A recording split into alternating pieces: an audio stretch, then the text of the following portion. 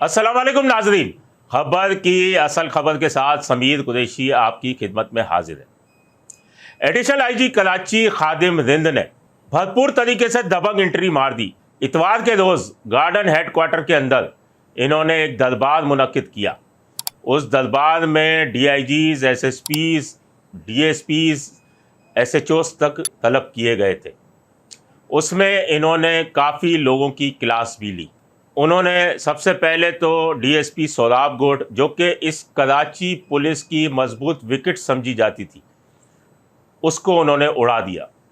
सोहेल फैज़ को बुलाया। उन्होंने सोहेल फैज़ को कहा कि सोहेल फैज़ कहाँ है। उन्होंने कहा जी इंतज़ाम ड्यूटी पे हैं।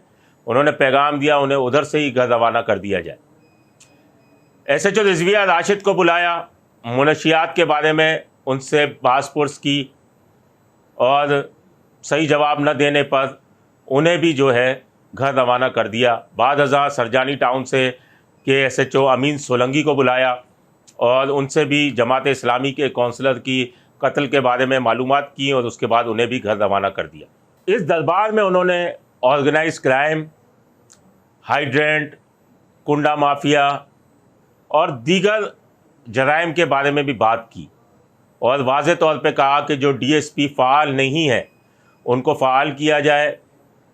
FIR दर्ज करने से पहले SHOs और SIO DSP से पूछें। उसके अलावा SSPs को भी कहा गया कि DSP को बिल्कुल ऑनलाइन रखें अपने साथ। इसके अलावा उन्होंने कहा कि वो SHOs लाएंगे जो उनकी सोच में भी नहीं है।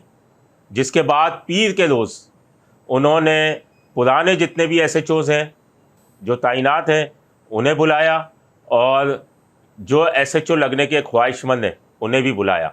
जो पुराने SHOs थे इनके भी इंटरव्यू लिए गए हैं। हमारे ज़राए बताते हैं कि उनमें से 60 से ज़ायद जो SHOs हैं उनको ब्लैक लिस्ट करने का फ़ैसला किया गया है, यानी वो इनके होते हुए वो SHO नहीं लग सकते।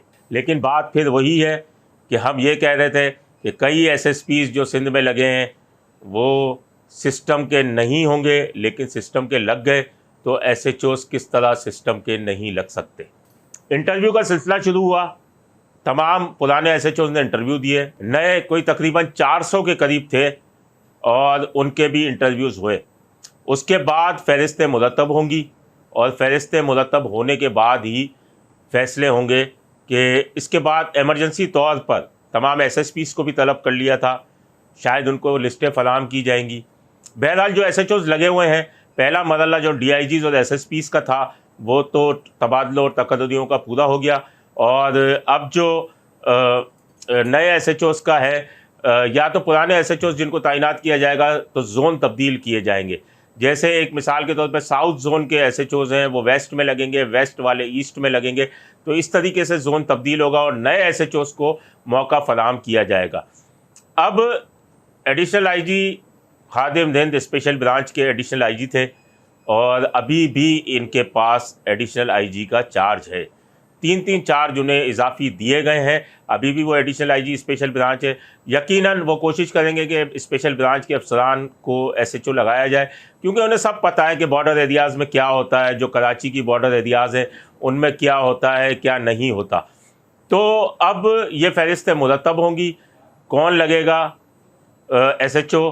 अब इस पर एक नई कहानी शुरू हो जाएगी। देखें, SSPs तो सिफारिशों पे तैनातियाँ हो गई, चाहे इलेक्शन कमीशन से मंजूरी हुई या CM ने दिया, IG सिंध के रिकमेंड किए हुए तो अफसरान हटाई दिए गए और बड़ी बातें सुनाई दे रही थी, बड़ी बाज़गश्त थी कि जी जो सिस्टम के ख़िलाफ़ कार्रवाइयाँ होंगी और इस तरीके से मज़ीद जो ज़मीनों पे कब्ज़े और उसके अलावा जो स्मगलिंग और इनके अलावा बड़ी कार्रवाइयाँ होंगी।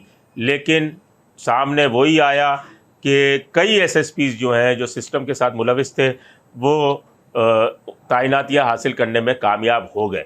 तो अब देखना यह है कि इन SHOs की जो ये तैनातियाँ हैं इसमें कहाँ तक एडिशनल IG ने दरबार में तो बड़ी दबंग एंट्री मारी, लेकिन ये SHOs तैनात करने में कहाँ तक वो कामयाब होंगे, क्या दबाव बर्दाश्त करेंगे वो, और किन किन का दबाव जो है वो बर्दाश्त नहीं कर सकेंगे तो उनके SHOs तैनात करने पड़ेंगे उनको, क्योंकि सिस्टम چہرے ہی تبدیل ہوں گے، سسٹم وہی رہے گا۔